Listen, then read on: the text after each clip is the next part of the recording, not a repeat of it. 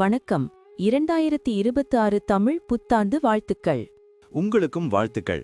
பராபவ வருடம் எல்லோருக்கும் நல்லபடியா அமையட்டும். ஜோதிடம் பத்தி உங்களுக்கு என்ன தெரியும்? இது ஒரு பழங்கால அறிவியல்னு சொல்றாங்களே, அது உண்மையா? ஆமா, ஜோதிடம்ங்கிறது கோள்கள் நட்சத்திரங்களோட நிலைய வச்சு நம்மளோட எதிர்காலம், குணம், வாய்ப்புகள் இதையெல்லாம் கணிக்கிற ஒரு முறை. உலகத்துல பல கலாச்சாரங்கள்ல ஆயிரக்கணக்கான வருஷங்களா இத பின்பற்றி வர்றாங்க. அப்போ வேத ஜோதிடம்னு ஒன்னு இருக்கே, அதுக்கும் இதுக்கும் என்ன சம்பந்தம்? வேத ஜோதிடம், அதாவது இந்திய ஜோதிடம், சந்திரன், நட்சத்திரங்கள், கோள்களோட சஞ்சாரம் இதையெல்லாம் முக்கியமா எடுத்துக்குது. ஒவ்வொரு ராசி லக்னம், கிரக அமைப்பும் ஒருத்தரோட வாழ்க்கையில பலவிதமான தாக்கங்களை ஏற்படுத்தும். இது எல்லாமே அவங்கவங்க ஜாதகத்தை பொறுத்து அமையும். சரி, 2026 தமிழ் புத்தாண்டு, அதாவது பராபவ வருஷத்துல கிரக நிலைகள் எப்படி இருக்கும்? இதனால நமக்கு என்ன மாதிரி பலன்கள் கிடைக்கும்? அததான் இப்போ நம்ம பார்க்க போறோம்.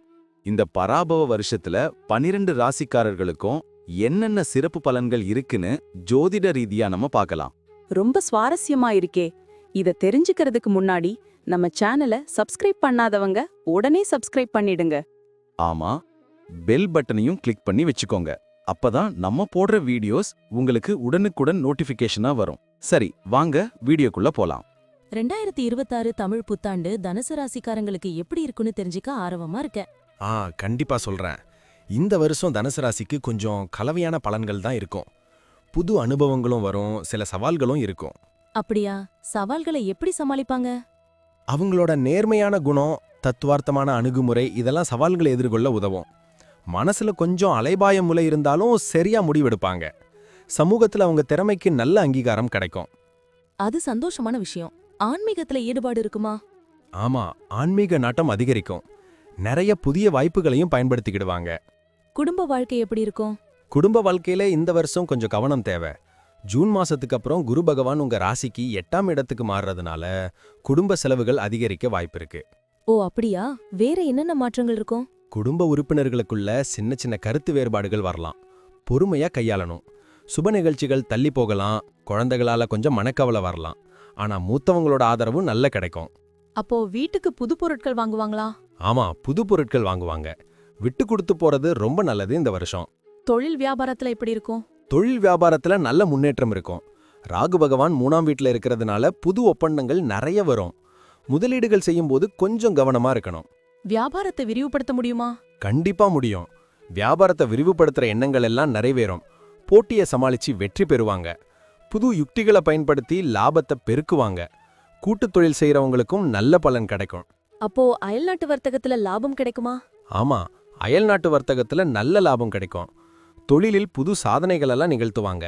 வேலை தேடுறவங்களுக்கு எப்படி? வேலை தேடுறவங்களுக்கு நல்ல வேலை கிடைக்கும். ஏற்கனவே வேலையில இருக்கிறவங்களுக்கு பதவி உயர்வு, ஊதிய உயர்வு எல்லாம் உண்டு. புது பொறுப்புகள் நிறைய தேடி வரும். சக ஊழியர்கள் நல்ல சப்போர்ட் பண்ணுவாங்க. வெளிநாடு போற வாய்ப்பு இருக்கா? ஆமா, வெளிநாடு போய் வேலை செய்யற வாய்ப்புகளும் உண்டு. அவங்களோட திறமைக்கு நல்ல அங்கீகாரம் கிடைக்கும். பணிச்சுமை இருந்தாலும் சமாளிக்கிற சக்தி கிடைக்கும். மேலதிகாரிகளோட பாராட்டும் கிடைக்கும். நிதி நிலைமை எப்படி இருக்கும்?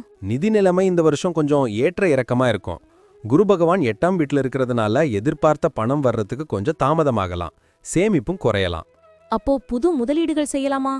புது முதலீடுகளை செய்யறதுக்கு முன்னாடி நல்லா யோசிக்கணும். பழைய கடன்கள் அடைப்படும்.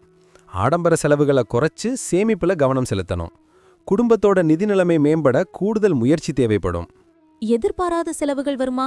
ஆமா, எதிர்பாராத செலவுகளும் வரலாம். அதனால நிதி திட்டமிடல் ரொம்ப அவசியம். ஆரோக்கியம் எப்படி இருக்கும்? ஆரோக்கியத்துல இந்த வருஷம் கொஞ்சம் கவனம் தேவை. உணவு பழக்க வழக்கத்துல கவனம் செலுத்துவாங்க. உடற்பயிற்சி எல்லாம் பண்ணுவாங்க. மன அழுத்தம் குறையுமா? ஆமா, மன அழுத்தத்துல இருந்து விடுபடுவாங்க. யோகா தியானம் எல்லாம் செஞ்சு உடல்ல நல்லா ஆரோக்கியமா வச்சுக்குவாங்க. சின்ன சின்ன உடல்நல குறைபாடுகள் வந்தாலும் அலட்சியம் காட்டாம உடனே சிகிச்சை எடுத்துக்கிறது நல்லது. வேற என்ன கவனம் தேவை? கண்களை கொஞ்சம் கவனமா பாத்துக்கணும். நீர் சம்பந்தப்பட்ட நோய்கள் வர வாய்த்திருக்கு. குழந்தைகளை பத்தி சொல்லுங்க. குழந்தைகளுக்கு நல்ல வளர்ச்சி இருக்கும். படிப்புல சிறந்து வழங்குவாங்க. கலைத்துறையில நல்ல ஆர்வம் காட்டுவாங்க. குழந்தைகளோட எதிர்காலத்துக்காக முக்கியமான முடிவுகள் எடுப்பாங்களா? ஆமா, எதிர்காலத்துக்காக முக்கியமான முடிவுகள் எடுப்பாங்க. கல்யாணமானவங்களுக்கு குழந்தை பாக்கியம் உண்டு. குழந்தைகளால பெற்றோர்களுக்கு ரொம்ப மகிழ்ச்சி கிடைக்கும். அவங்களோட திறமைகளை ஊக்குவிப்பாங்க. பயண வாய்ப்புகள் எப்படி இருக்கு? பயண வாய்ப்புகள் இந்த வருஷம் ரொம்பவே அதிகமா இருக்கும். கேது பகவான் 9ஆம் வீட்ல இருக்கிறதுனால நிறைய ஆன்மீக பயணங்கள் மேற்கொள்ளுவாங்க. உறவினர்கள் நண்பர்களை சந்திக்க நிறைய வெளிப்பயணங்கள் போவாங்களா? ஆமா, உறவினர்கள் நண்பர்களை சந்திக்க நிறைய வெளிப்பயணங்கள் போவாங்க. வெளியூர் பயணங்களால புது அனுபவங்கள் நிறைய கிடைக்கும். தொழில் சம்பந்தமான பயணங்கள் எப்படி? தொழில் சம்பந்தமான பயணங்களும் லாபத்தை தரும். பயணங்கள் உங்களுக்கு புத்துணர்ச்சியையும் மகிழ்ச்சியையும் கொடுக்கும். புது இடங்களை எல்லாம் கண்டறிஞ்சு மகிழ்வாங்க. பயணங்கள்ல பாதுகாப்பா இருக்கிறது நல்லது.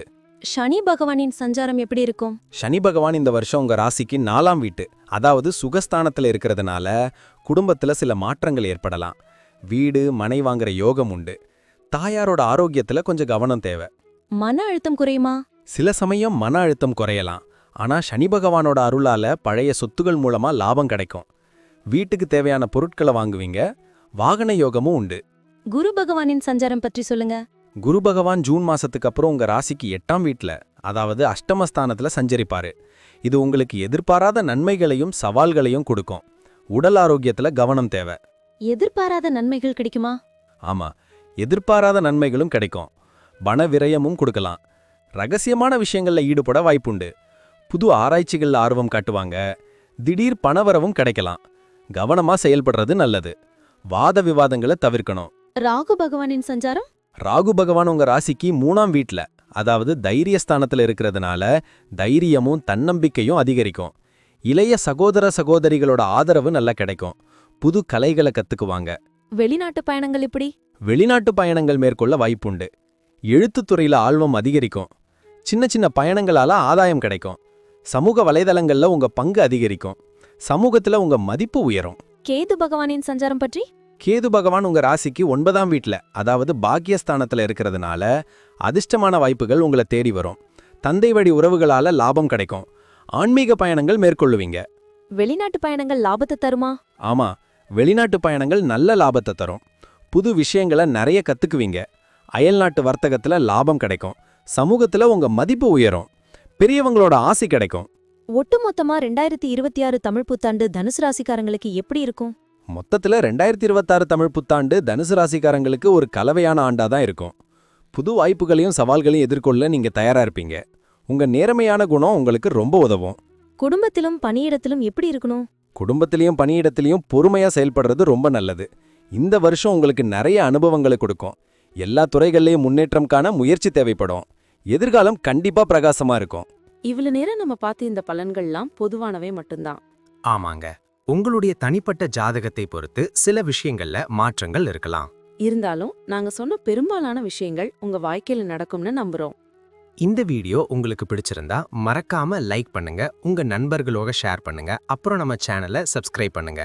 பக்கத்துல இருக்கிற ஆல் பட்டனையும் கிளிக் பண்ணி வச்சுக்கோங்க. அப்பதான் நாங்க புதுசா போடுற வீடியோக்கள் உங்களுக்கு உடனுக்குடன் நோட்டிபிகேஷனா வரும். உங்களுடைய எதிர்கால வெற்றிக்கு எங்களுடைய மனமார்ந்த வாழ்த்துக்கள். நம்பி வாழ்க வளமுடன்.